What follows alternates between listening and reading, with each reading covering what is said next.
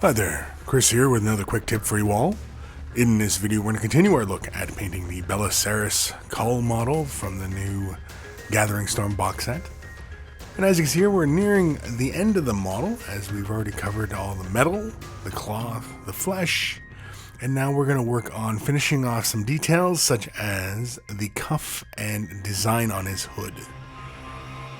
Get us started, we're going to use Celestra Grey. This is a really great gray color. Now the cuff and the design on the hood we are going to do in sort of a light kind of white. And so using a light gray as the base is usually ideal for creating these looks on your model, rather than trying to straight up paint white onto the model, as oftentimes can be quite frustrating getting that paint to layer on properly, and also, you know, looking nice and even.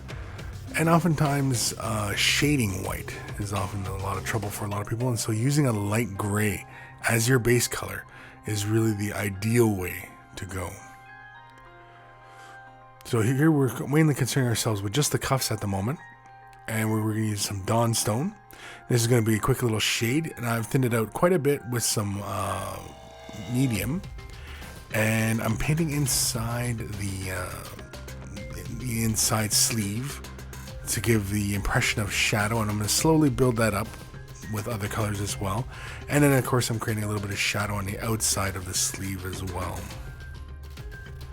Again, here you can see I'm just laying some of the darker gray down again, just to create a little bit of a shadow, create a little bit of visual interest. Don't really want to push the gray too far down, as you don't want it to end up looking black or anything like that, and just, you know, you want it to look white and bright, but with some shadows. And so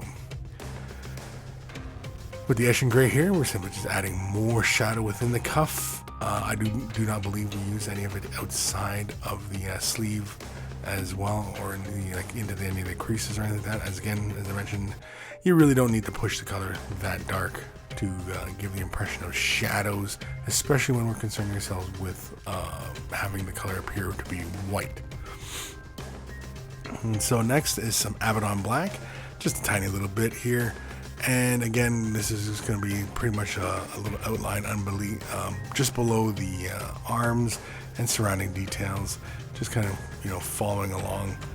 Again, I've thinned it out quite a bit so it appears almost like a glaze there. It's just to create those little transitions again.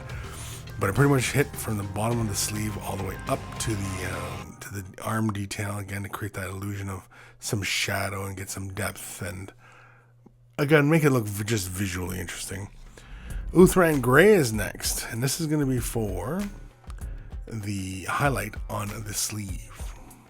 And so here, very quickly, we're simply just going to lay a couple edge highlights along the sleeve, and of course along the leading edge of the sleeve as well. Again, we'll really kind of brighten up those edges, and again bring up some more color along the bottom where the little kind of V shape appears at the very bottom of the sleeve. Again, really bring some contrast to that area as well.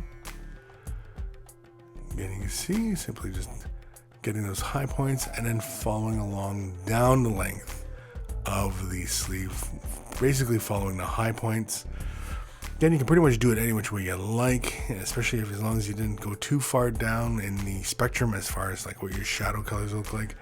It won't look too funny. Again, really the desire is to make this appear to be white. So next is White Scar, of course.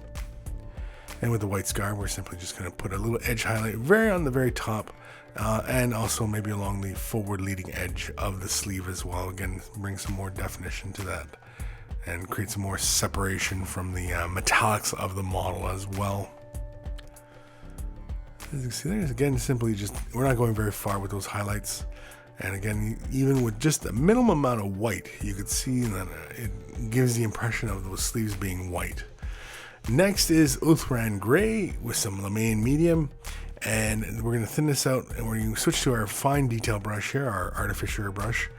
And basically, I'm going to start off with, in the very center of the hood, I'm going to draw a little rectangle, not all the way to the brim of the hood, leaving a little bit of red at that edge. And we just draw this tiniest little rectangle. It's only maybe about 1 millimeter by less than 1 millimeter. It's really, really small. I'm not worried about filling it in quite correctly here. And again, I'm just simply taking the model and following along the edge as straight line as I can possibly do. As you can see here, and again, I'm just kind of going over it, and again, slowly building it up, making sure that there's not too much paint on my brush, as sometimes if you're mixing with water or what have you, the paint can get away from you and, you know, kind of blob up and basically become pain, and it makes your freehanding a lot more troublesome. And then basically all I do is I draw two more rectangles following the line, using the bottom edge of the line that I've created there. And essentially that's it. And so then once it's ready, I fill it in just a little bit and then come in with some white scar, as you'd imagine. And basically I can either do an edge highlight, I can fill these design entirely in. It's, you know, really up to me as to which way I want to do it. And so really all I did was I just filled it in that top square and followed the line, and then just kind of filled in just a bit on the leading edge of the rectangles themselves on the line. But you can see on the one side of the hood, I've got just a little bit too much white going on there. So I grabbed some of that base color, that highlight color, Wazdakka Red. That was our final color we worked with when we were doing the hood. And basically I'm just gonna follow it along the brim and just kind of neaten up the design itself. And again, this is important when you are, you know, painting models and, you know, doing stuff like this, that you do kind of keep, you know, some sort of record as far as what color you use, because again, it makes going back and correcting up mistakes a lot easier, as you can see there. But that is it. That is the cuff and hood. We've got even more painting tutorials in the Silver MiniWarGaming Vault. You can watch another one today about how I painted the hazard lines on the power cables. Just click the link in the video description below and watch it right now. You can, if you don't have a MiniWarGaming Vault membership, you can click on the link, sign up for a free 7-day trial. Make sure that you get the Silver membership so you get instant access to over 1,000 painting tutorials already in the vault. So thank you for watching, and happy wargaming.